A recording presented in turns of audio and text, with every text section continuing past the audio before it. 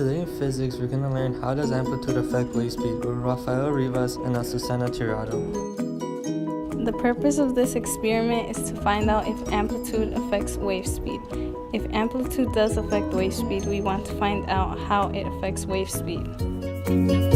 Another reason for this experiment is to help other students be able to calculate wave speed in the lab.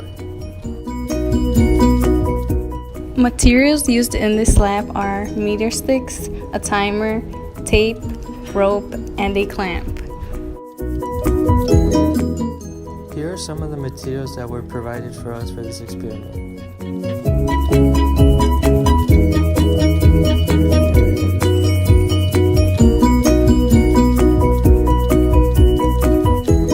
The first procedure of the experiment is to know what some of these words mean. For this experiment, a person must know what a wavelength is. A wavelength is the distance between two crests. Now, some of you might be wondering what a crest is. A crest is simply the top of something. Another word to know is amplitude. The amplitude is a distance from the crest or the bottom of the thruft. The second procedure of this experiment is to get everything where it belongs to. As you can see here, this is our line of equilibrium. We made this line of equilibrium using tape, which allows us to be able to calculate wavelength easier. To be able to calculate wavelength, we marked up every 0.1 meter.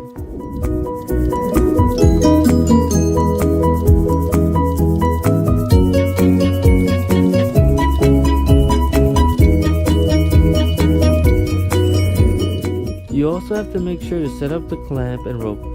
It will be better to set up the clamp in the middle of the surface because it will make the experiment easier, causing you to have better data. Tying the rope near the surface will also make your results more effective. This is what everything should look like after you're done. Step 4. Practice moving the rope at a constant pace. After you get better, try moving it at more faster, but still at constant pace. This video shows waves with an amplitude of 25 centimeters, meaning the waves are traveling 25 centimeters above the equilibrium and 25 centimeters below the equilibrium. The waves are also transferring energy from right to left.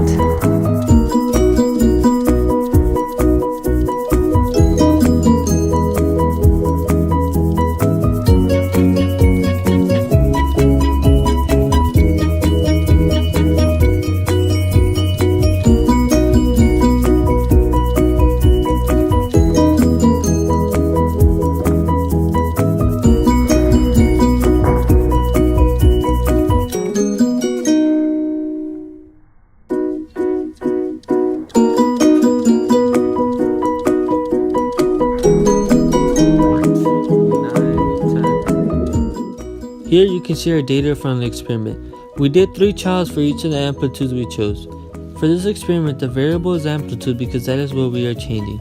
The constant is our time because we never change it for any of the trials.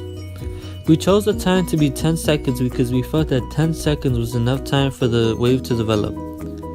As you can see from the data, we used an amplitude of 0.1 meters, 0.15 meters, and 0.25 meters. Every time we increased the amplitude, we got a longer wavelength. Using the equation V equals Z over T, we got our wave speed. At the end of the experiment, we noticed that increasing the amplitude causes the wave speed to increase. To calculate the wave speed, we divided distance by time. Calculating the wave speed is not that hard. Get your pencil and paper out and try it with us. Okay, we will use our first trial with the amplitude of 10 as an example. We got a wavelength of 0.8 meters, which is our distance. Then we divided by our constant, which is 10 seconds in this case. 0.8 meters divided by 10 seconds will equal 0.08 meters per second in this case. Pause the video and try finding the wave speed in a different trial. From this data, you will be able to learn the effect that amplitude has on wavelength. Here you can see what is the amplitude that we used. Here you can see the wave speed. From this data, we learned that changing the amplitude up makes the wave speed faster, while decreasing the amplitude slows down the wave speed. The purpose of this experiment was to be able to find out the effect that amplitude has on wave speed. We think we are able to achieve our goal because we found the lower the amplitude, the slower the wave speed. On the other hand, the longer the amplitude, the faster the wave speed. There's another purpose in this experiment, which was to be able to help other students learn something new.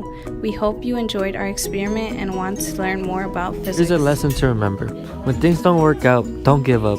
You can clearly see that Susie doesn't know what she's doing right here.